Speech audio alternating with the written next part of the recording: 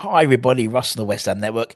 Hope you're safe and well. The countdown to our Europa League quarterfinal clash with KAA Gent is well underway. The countdown is beginning. Obviously, 5:45 kickoff later on today. Make sure you make sure you know it's a 5:45 kickoff, because otherwise, don't turn up at 8 o'clock and we're all done and dusted. So 5:45, we'll be doing the watch along and all the bits and bobs afterward in terms of the ratings and the highlight shows. And then obviously after Thursday, we then start straight away to the Arsenal game on Sunday. So, which I think also will be Moyes' sort of thoughts when he's putting together the side that's going to play tonight. So that's what we do before every home game and away game. We put together our starting 11s. Again, I think it's going to be a bit of a strange one, because we've got this sort of, although actually Mr. Supercomputer says it's only 7% chance of our being relegated this season. So my favourite supercomputer. So we've still got the balancing act between the Premier League, and obviously still need another 2 wins, I'd say, as a as a minimum to stay up. And so we've got that, but also, we are in the quarterfinals of a trophy we have a very good chance of winning, and significantly would be the first time we've won European silverware, not including the Intertoto Cup. I do apologise. Proper European silverware since mid-60s, and obviously that guarantees us qualification into the group stages of the Europa League next year. So there's a big prize at the end, regardless. Even if we're in the Championship, to be fair, you'd still get 40 odd million for winning the conference from beginning to end, plus a guaranteed 25-30 million for the group stages, because there's no qualifiers. You go straight into the group stages. So, even if we did go down, which 93% less likely to do so, we've got that extra bit of Bunsen burner in the money in the pit, in the old back pocket, which could help. Anyway, so I think there's going to be a combination. I think there's going to be, I think there's going to be some first teamers in the side. There's going to be a lot of the conference side as well. Maybe not as much as we've seen before, but definitely a lot. So there's also a lot of players who need game time, who need minutes. We had John T. Coleman yesterday, who was in the open training session that the club put on for the journos yesterday. Everyone was fit and training apart from Skamaka. So the likes of Paqueta were back in the side. And that's really good, because there's loads of options there. I think a lot of them, I can't see the likes of Paqueta getting many minutes tonight, to be honest. But the guy like Flynn Downs, Lanzini, who started every game in the Europa Conference League, obviously 10 wins on the bounce. Can we make it 11? We already hit some silly record in terms of European winning streaks, apparently, according to the UEFA website. So let's carry on. Anyway, let's start off in goal. In goal for me, it's Areola. Obviously, Fabianski comes back from his injury, goes straight into being the Premier League goalkeeper. For me, that means, to me, it shows that obviously Areola didn't do enough to budge Moyes' view of him. In all honesty, whether you agree or disagree, if Areola had a good run out in terms of, in Moyes' eyes, Fabianski wouldn't have come straight back into the side, but he did. So for me, it'd be Areola in goal for tonight, with Fabianski back in goal between the sticks for the Arse on Sunday. Now, in terms of the defence, I think he will go back to a back four. We haven't played anything different than the back four, I think, all calendar year. Maybe once, if that. Ghent, we know, play a back three, with a couple of ball-playing centre-backs particularly. But for me, I think it's a back four. It's sort of what we're getting used to. Obviously, we went back to the old guard for the Fulham game. I think some of that old guard will keep their spot, because I think we will revert back to our more exciting defence, if that makes sense. I don't see the likes of Aaron Cresswell and Ogbonna as particularly exciting. Naif, I think, we know he's a good player and he's had a bit of a dip in form, but, I think he'll be back. Emerson, I think, was unlucky not to get the nod for the Fulham game particularly. But I think Cresswell comes in. I think he starts. I think alongside him we'll also have a Bonner. So the pair that started, or those two which started the Fulham game, I think they'll be back in. I don't think Zuma will play. I think what will happen is I think Agard will come in. He'll play on that right hand side of the back. Centre back pairing. Now he's done that before when Bonner's been in. He's brought Bonner in when Zuma was obviously out injured and played Agard on the right hand side. I don't like Agard on the right hand side, but it's the same as I wouldn't like Bonner. I think it's the lesser of two evils, but I don't think he'll put in Zuma. I think he'll keep Zuma for the Arsenal game, and then probably Agard and Zuma together for the Arsenal game, I would suggest. Particularly the pace of Arsenal's strike force. I think you'd need Agard there because Zuma's not particularly quick, and neither is Bonner either. On the right hand side, I think it's a start for Glenn Johnson. Glenn Johnson, that'd be impressive. Ben Johnson. Glenn Johnson's current retirement. Ben Johnson, I meant. I think Ben will get will get some minutes. He hasn't had any minutes for a while. And has been on the bench quite a bit. I think it's a good opportunity to give him some game time. I think obviously Soufal seems to be the preferred right back. And then on top of that, the likes of Tilo Kira seems to be number 2. So Ben's probably number 3 at the moment. Whether you agree or disagree, that seems to be the way the ranking's happening at the moment. He may go with a situation and put Ben Johnson left back and put Tilo Kira right back tonight. But I think it'll be Cresswell just for his delivery from the left-hand side, particularly the corners. And then Ben Johnson on the right. When we go into midfield, I think Declan Rice basically picks himself in the side. He's the heartbeat of our side, wants to play every game. And I think this is the type of game which you need someone like Rice.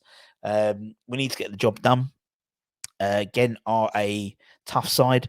They're a side which taken a lot of the Belgian sports media press by surprise, really. They're about 4 or 5 places higher up than they usually are. And they've lost some key players, lost a key player to the Chinese league a couple of weeks ago, but they seem to have got over that quite well.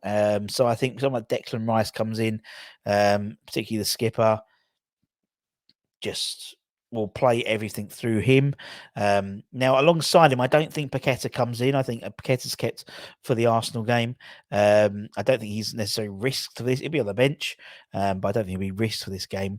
I think it's another start for Flynn. Now, he may go with Souček as well, but I'm going for a slightly different take on it. And this is obviously sort of me judging myself and Moyes, thinking, double guessing what Moyes would say, what Moyes would pick, as well as what I would like. So, and like to see Flynn in there. I think Flynn and Rice work well together, and it gives you a solid base to work on. And because you've got those two, you can have a bit more creativity in that third midfielder. So you don't need a Souček. I don't think he needs Souček at all, to be honest, particularly the way he's playing at the moment. But I think Flynn just gives you that ball-playing midfielder who can put a tackle in, and Rice obviously the same in terms of what he offers. In terms of that sort of third, if we're looking at that triangle, I think it's going to be a guy who's played in every game. He started, I think, every game this European campaign, and that's Manu. I think Manu Lanzini. He's suited to a European style of football, that's for sure. It may be a case that he gets dropped in and plays a bit deeper and plays maybe instead of Flynn or instead of Rice, and he plays that sort of quarterback role with a Fornals playing in that 8 position, that 10 position potentially. I mean, for me, it's quite interesting. There's lots of options there, but I just think you have Rice and Downs as sort of your defensive side, and then Manu can sort of not a free roll, but will be able to sort of do what he does best. Takes the ball, looks for the pass, slows down when he needs to, speeds up when he needs to. And I think around him, he'll have a little bit of pace around him as well to be able to sort of dink balls over the top and around the side.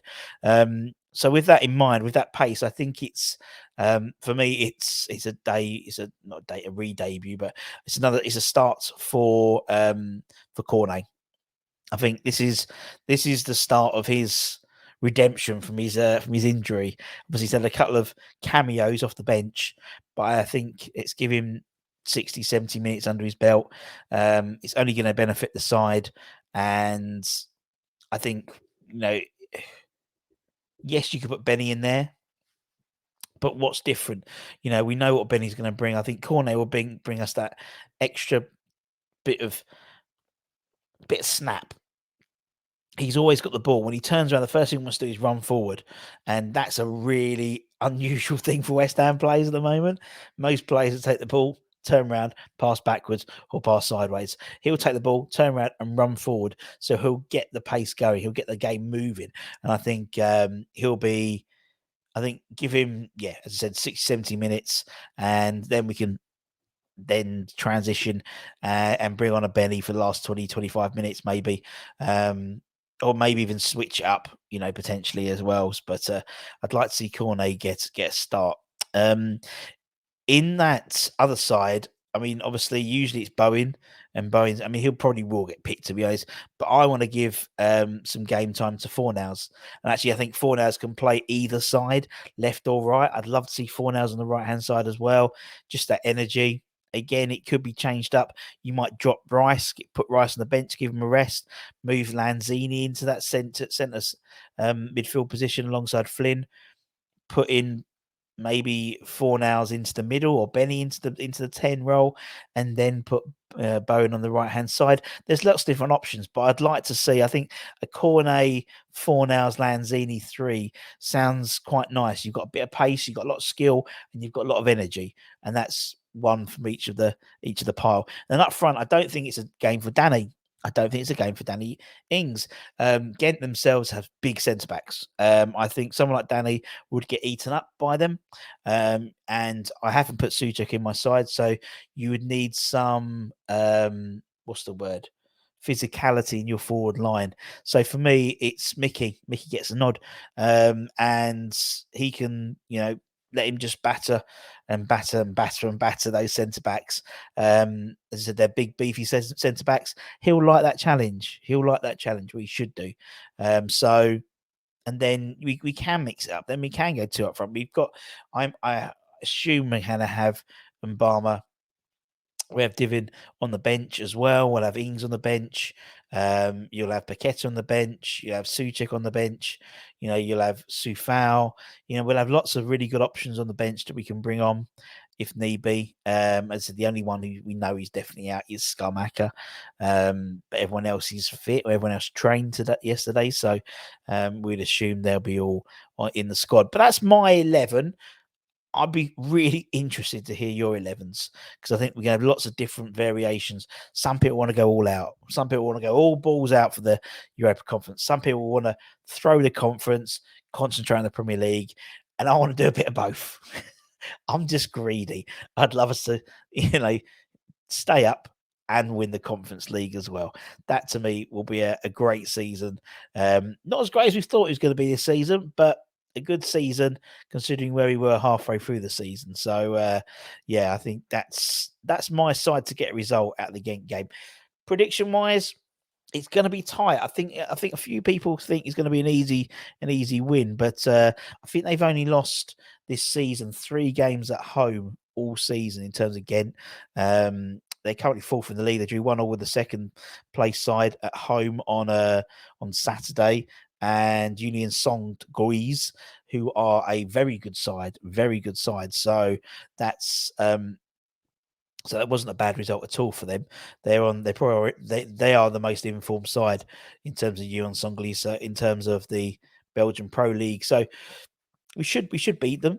But I don't think it's going to be a Larnaca type game at all. They're a step above these guys. They got to the quarterfinals. They've knocked out Istanbul, Bagashiri, who are not a slouch side either. So these guys have got pedigree, a bit more pedigree than Larnaca, that's for sure. So I think it'll be a close game. It'll be a 2-1 or a 2-0 victory to us, and then all to play for. Part of me would like us to bulldozer them and come back to the London Stadium next week and maybe play some of the kids, but that's not going to happen. And actually, I quite like it if there's something to still to play for. If it's still quite close going to London Stadium, because the fans will be up for it. You know, it's not a foregone conclusion. We need the fans behind it, and I think that would be a really good atmosphere. You know, when you look back last year, the games which had the best atmospheres, Sevilla was the best atmosphere I think last season. The reason being is we knew, obviously, we came into the game 1-0 down. We knew what we needed to, progress. And so we had the option. Now, obviously, unfortunately, we know the draw already. We know we're going to be playing this first. If we get through, we know we're going to be playing the first leg of the semi-finals at home, which isn't great, because you still feel like it's only half time by the time we get to the end of the semis, first leg. So we can take full advantage of this fact that we've been drawn away for the first leg for tonight. So anyway. Let me know what you think. Let me know what you think. We'll be back later on. All that good stuff. And until next time, take care, stay safe, stay warm, stay hungry, stay humble, stay hungry. I don't know. Keep the faith. Come on, you irons. And I'll see you guys very, very soon. Ta-ta for now, my friends.